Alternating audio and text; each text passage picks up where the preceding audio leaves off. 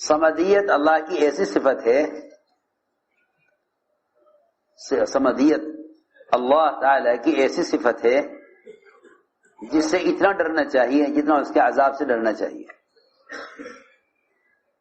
صمدیت کا مطلب ہے کہ اللہ تعالی نیرادھار ہے، اس کو کسی کی پرواہ نہیں ہے۔ ہم تو اپنے عمل سے بے فکر ہیں، وہاں قیامت میں انبیاء علیہ السلام اتنے سخت پریشان ہوں گے کہ کسی نبی کی ہمت نہیں ہوگی کہ اللہ کے سامنے اللہ کی مخلوق کی سفارش کر دے، اللہ کی مخلوق کی سفارش کر دے۔ ظاہر بات ہے، بچے کو کوئی کچھ کہہ دے، مار دے، تو سب سے پہلے بیٹے کو خیال آتا ہے کہ باپ سے جا کے شکایت کروں، اور ظاہر بات ہے کہ سب سے پہلے باپ ہی آتا ہے اولاد کی حمایت میں، سب سے پہلے باپ آتا ہے اولاد کی حمایت میں۔ جب میدان حشر کی سختی برداشت نہ ہوگی امت سے میدان حشر سختی برداشت نہ ہوگی تو وہ یہ کہیں گے کہ چلو اپنے باپ کے پاس چلو، کیونکہ اللہ تعالی نے ان کو خود بنایا ہے اور اللہ تعالی نے روح پھونکی ہے اور وہ ابو البشر ہیں، چلو ان سے کہتے ہیں جا کر کہ اللہ تعالی سے سفارش کر دیں۔ آدم علیہ السلام اپنی ساری غلطیاں گنوا دیں گے اور کہہ دیں گے نہیں، آج تو ہم بول ہی نہیں سکتے، اللہ تعالی اتنے غصے میں ہیں، اللہ اتنے غصے میں ہیں، آج اللہ میری خطائیں معاف کر دے، مجھے اپنی پڑی ہوئی ہے، میں کسی کے بارے میں سفارش نہیں کر سکتا، کیونکہ میرے اپنے گناہ اتنے ہیں کہ میں دوسرے گناہ اگر بخشوانے کے لیے چلا اس وقت تو اللہ تعالیٰ پہلے میرے بارے میں سوال کریں گے، لہذا میرے اپنے گناہ بہت ہیں، میں کسی اور کے گناہوں کی سفارش اللہ کے سامنے نہیں کر سکتا۔ ہاں، پہلے رسول نوح ہیں، تم جا کر نوح علیہ السلام سے بات کر لو، وہ شاید سفارش کر دیں تمہاری اللہ سے۔ وہاں جائیں گے تو وہ آدم علیہ السلام سے بھی زیادہ، ظاہر بات ہے کہ جب باپ نے معذرت کر دی تو بیٹوں میں سے کون ہمت کرے گا؟ جس کام کی گھر میں باپ ہمت نہ کر رہا ہو اس کی اولاد کیسے ہمت کر لے گی کہ نہ ہم نہیں بات کر سکتے۔ میں نے تو اللہ تعالی سے اپنے بیٹے کے بارے میں سفارش کر دی تھی، اللہ اکبر، کیسی عجیب بات ہے، اپنے بیٹے کے بارے میں اللہ سے سفارش کر دی تھی اور مجھ سے بڑی غلطی ہو گئی تھی۔ لوگ جو اپنی اولاد کے بارے میں سفارش کے گناہ سے پریشان ہوں وہ کیسے سفارش کریں ساری مخلوق کے لیے؟ وہ کیسے سفارش کریں ساری مخلوق کے لیے جنہوں نے کس کے لیے؟ اپنے بیٹے کے لیے سفارش کی تھی کہ میرے بیٹے کو معاف کر دیں، کہا نہیں، تمہارا بیٹا تمہارے ہی، تم میں سے ہے ہی نہیں۔ عجیب بات ہے، نبی کا اہل نبی کی بیوی اور اولاد نہیں ہوتے، نبی کا اہل نبی کی بیوی اور اولاد نہیں ہوتے، دونوں کے بارے میں فرمایا کہ بیٹا بھی تمہارے اہل میں سے نہیں، اور لوط علیہ السلام فرمایا کہ بیوی تمہارے اہل میں سے نہیں، حالانکہ وہ اہلیہ ہیں، حالانکہ وہ، جی ہاں، لوگ اپنی بیوی کو کیا کہتے ہیں؟ اہلیہ کہتے ہیں کہ میری اہلیہ ہیں، اور اللہ فرما رہے کہ وہ تمہارے اہل میں سے نہیں ہے۔ جی ہاں، اور بیٹے کو آدمی اپنا بیٹا ہی کہتا ہے، ظاہر بات ہے، بیٹے کا کوئی انکار کرے، بیٹے کا کوئی انکار نہیں کر سکتا، بیٹا بیٹا ہے۔ اللہ میں انہ لیس من اہلک، تمہارے اہل میں سے نہیں۔ ہاں، کوئی کسی قبیلے کا، کسی خاندان کا، کسی ملک کا ہو، اگر وہ نبی کے اتباع پر ہے تو صرف وہ نبی کا اہل ہے۔ فَأَسْرِ بِأَهْلِكَ، یہ کہا کہ اپنے اتباع کرنے والوں کو لے کر نکل جاؤ، سوائے بیوی کے، کہ تمہاری بیوی تمہارے اہل میں سے نہیں ہے. تو میں نے عرض کیا کہ نوح علیہ السلام بھی معذرت کر دیں گے کہ نہیں جی آج تو اتنا غصے میں ہیں کہ میں سفارش اللہ میرے گناہ معاف کر دیں، مجھے اپنی پڑی ہوئی ہے، میں تمہیں سے کسی کے لیے سفارش نہیں کر سکتا. ہاں بات یہ ہے ایک راستہ ہے نجات کا.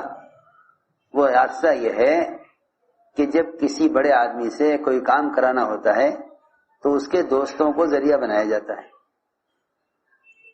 اور دوستی ایک ایسا تعلق ہے کہ دوست کی بات کا انکار نہیں کرتا. یہ دیکھو دوست کی بات کا انکار نہیں کرتا.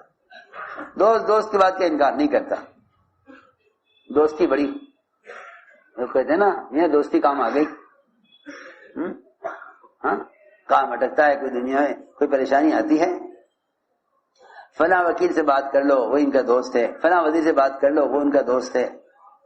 تو دوستوں سے کہتے ہیں، وہ دوست جا کر وزیر سے کہتا ہے کہ بھائی میرا دوست ہے، کام کر دیتے ہیں. جی ہاں، لوگ بڑے لوگوں سے کام کرانے کے لیے ان کے دوستوں سے تعلق قائم کرتے ہیں. ان سے کہتے ہیں کہ تم کہہ دو، تمہارے کہنے سے وہ انکار.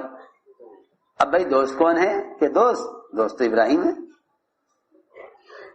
دوست ابراہیم. امید ہو چلے گی امت کو کہ ہاں چلو ابراہیم سے کہیں گے کہ وہ اللہ تعالیٰ کے دوست ہیں. آپ نے فرمایا میں اگر اللہ کے سوا کسی کو میں دوست بناتا تو ابو بکر کو دوست بناتا. خلت کا دوست بنانے کا درجہ بہت اونچا ہے. جی آپ تو یہ تمنا کر رہے کہ میں اللہ کے سوا کسی کو اپنا دوست نہیں بناتا، اور اللہ تعالیٰ ابراہیم علیہ السلام کو دوست بنایا، خلیل اللہ. چلو بھائی ابراہیم علیہ السلام سے بات کرتے ہیں اور دوستی ہے، اللہ نے ان کو دوست بنایا ہے تو وہ اللہ تعالیٰ ان کی بات سن لیں گے. وہاں جائیں گے اور انبیاء تو اپنا ایک گناہ گنوائیں گے. ابراہیم علیہ السلام 3 گناہ گنوائیں گے. کتنے؟ 3 گناہ. 3 گناہ مجھ سے ہو گئے ہیں، میں تو ہمت کر نہیں سکتا بولنے کی. اور جو ایک گناہ کیا ہے میں نے تو 3 گناہ کیے ہیں. میں نے تو 3 گناہ کیے ہیں. میں نہیں بول سکتا، میں سوال نہیں کر سکتا. حالانکہ ہماری طبیعتیں یہ ہیں کہ ہم گناہ کر کے کوشش کرتے ہیں کہ گناہ ثابت نہ ہو. اپنے گناہ کو ثابت نہ ہونے کے لیے سو جھوٹ بول دیتے ہیں کہ نہیں جی وہ تو یوں تھا، وہ تو ایسے تھا، وہ تو یوں تھا. خود گناہ کریں گے اور اپنے گناہ کو ثابت نہ ہونے کے لیے اور کوشش کریں گے گناہ ثابت نہ ہو. وہاں ابراہیم علیہ السلام نے 3 گناہ کیے، حالانکہ حقیقت میں ایک بھی عمل گناہ نہیں ہے. بیوی کو بہن کہہ دیا، حالانکہ خیال یہ تھا کہ یہ میری دینی بہن ہے. بادشاہ ظالم تھا، اس نے قانون بنایا ہوا تھا کہ ہماری سرحد سے جو بھی عورت گزرے اس کو دیکھا جائے، اگر خوبصورت ہے تو اس کو ہمارے پاس لایا جائے. اور ان کی بیوی دنیا کی تمام عورتوں سے زیادہ خوبصورت تھی. ابراہیم علیہ السلام کو معلوم تھا کہ سرحد کا اور ان کی حدود کا قانون کیا ہے، اور اس بادشاہ کا قانون کیا ہے. قانون معلوم تھا. قانون یہ تھا کہ کوئی بھی عورت یہاں سے گزرے وہ 1 رات بادشاہ کے ساتھ گزارے اگر خوبصورت ہو. یہ بھی معلوم تھا کہ اگر بہن بھائی کے ساتھ ہے تو اس کو نہ پکڑا جائے، باقی کسی عورت کو نہ چھوڑا جائے. یہ قانون تھا. اندھے قوانین ہوتے ہی ہیں ظالم بادشاہوں کے. جیسے پکڑنے کے لیے آئے فوجی، کیا بات ہے کہ یہ عورت ایک رات گزاری کے بادشاہ کے ساتھ، قانون ہے یہاں کا۔ صاحب نے کہا یہ تو میری بہن ہے۔ بہن ہے تو جی ہاتھ نہیں لگائیں گے، آپ کی بہن ہے تو پھر ہاتھ نہیں لگائیں گے۔ لیکن دنیا کی سب سے خوبصورت عورت، سب سے خوبصورت عورت دنیا کی، بادشاہ کے آدمی نے بادشاہ جائے کہا کہ جی عورت کو تو ہم نے دیکھا بہت خوبصورت تھی، لیکن وہ بہن بھائی کے ساتھ تھی۔ بادشاہ نے کہا کہ پھر تو چھوڑ دو۔ فوجیوں نے کہا بادشاہ سلامت، یہ عورت چھوڑنے کے قابل نہیں ہے، اس سے خوبصورت دنیا میں عورت کوئی نہیں ہو سکتی۔ بادشاہ نے کہا چلو آج سے یہ قانون ختم کر دو، اس لیے کہ اس زمانے میں بھی ایسے حکام ہیں جن کے قوانین خواہشات کی بنیاد پر ہوتے ہیں، قوانین خواہشات کی بنیاد، جیسا حالات ویسے قانون، نہ خود پابند ہوتے ہیں نہ ایسے قوانین کی پبلک پابند ہوتی ہے، کیونکہ خواہش کی بنیاد پر قانون بنتا ہے۔ چنانچہ بادشاہ نے کہا آج سے یہ قانون ختم کر دیا گیا، اگر کوئی بہن بھی بھائی کے ساتھ ہے اس کو بھی لایا جائے۔ بہرحال ایک جھوٹ تو یہ بول دیا، حالانکہ انہوں نے دینی بہن مراد دی تھی کہ میری دینی بہن ہے۔ کہا میلے میں جانے والوں سے کہ میں بیمار ہوں، حالانکہ یہ بیماری اس بات کی تھی کہ تم لوگ بتوں کی عبادت میں لگے ہوئے ہو، مجھے یہ بیماری ہے۔ حضور اکرم صلی اللہ علیہ وسلم مسلسل غمگین رہتے تھے، حالانکہ آپ جانتے ہیں کہ جتنی بھی جسمانی بیماریاں ہیں ان سب سے زیادہ بدن کے لیے نقصان پہنچانے والی چیز رنج اور غم ہے۔ اس سے بڑی چیز دیکھو، ساری بیماریاں ایک طرف، غم ایک طرف۔ جتنا غم انسان کو بھلاتا ہے، کیونکہ غم آدمی کے عزائم کو، ارادوں کو ختم کر دیتا ہے، اور خوشی جو انسان کی صحت کے لیے سب سے بڑا سبب ہے خوشی، غم اس خوشی کو ختم کر دیتا ہے۔ اس سے بڑا کیا غم ہوگا کہ یہ لوگ بتوں کی عبادت پر جمے ہوئے ہیں۔ یہ کہا کہ میں نہیں جاؤں گا میلے میں بیمار ہوں۔ کہا میں نے ایک جھوٹ ہی بول دیا تھا کہ میں نے قوم سے کہہ دیا کہ میں بیمار ہوں۔ پھر کہا کہ ایک جھوٹ میں نے یہ بول دیا کہ میں نے سارے بتوں کو توڑا تھا، مگر میں نے ان سے کہہ دیا بل فعلہ کبیرہم ھذا، کہ یہ سارے جتنے بت کھڑے ہوئے ہیں ان میں سے بڑے نے توڑا ہے، ان میں سے بڑے نے توڑا ہے۔ بل فعل کبیرہم ھذا، ان میں سے بڑے نے توڑا ہے۔ یہ میں نے 3 جھوٹ بول دیے تھے، لہذا میں تو سفارش نہیں کر سکتا۔ ہاں، لوگ اپنے مسئلے ان سے حل کراتے ہیں جن کی آپس میں بات چیت ہوتی رہتی ہے، آپس میں ان کی ارے بھائی فلاں کے پاس جاؤ، اس سے کہو، وہ وزیر کے ساتھ بات چیت کرتا رہتا ہے، تمہاری بات کر دے گا، ایسے ہی ہوتا ہے نا۔ جی ہاں، تو آئیں گے موسیٰ کے پاس کہ موسیٰ تم کلیم اللہ ہو، تم ہمارے لیے سفارش کر دو۔ میں سفارش کر دوں؟ اوہو، میں نے تو بڑے گناہ کیے ہوئے ہیں، میں نہیں سفارش کر سکتا۔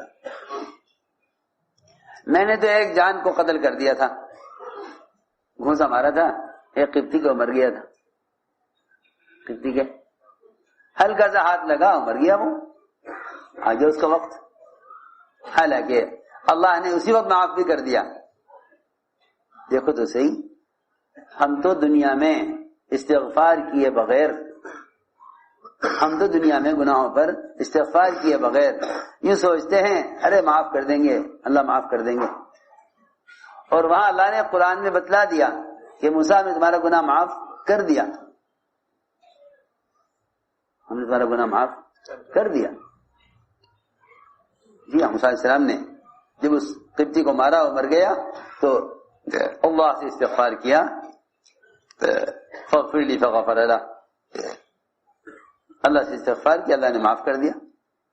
جس گناہ کی معافی کا اللہ نے موسیٰ علیہ السلام کو، جس گناہ کی معافی کی اللہ نے موسیٰ علیہ السلام کو خبر کر دی کہ ہم نے تمہارے گناہ معاف کر دیا، اس گناہ کو بھی موسیٰ علیہ السلام قیامت میں یاد کریں گے. سوچو اس گناہ کو بھی. یہاں روایت میں ہے، بخاری شریف کی روایت ہے، بخاری شریف کی روایت ہے، جو گناہ معاف ہو گیا، جو گناہ معاف ہو گیا، اللہ نے خبر بھی دے دی کہ اللہ نے آپ کے گناہ معاف کر دیا. اس گناہ کو بھی موسیٰ علیہ السلام قیامت میں یاد کریں گے کہ نہ بھائی میں سفارش نہیں کر سکتا، میں نے یہ گناہ کیا ہے. چنانچہ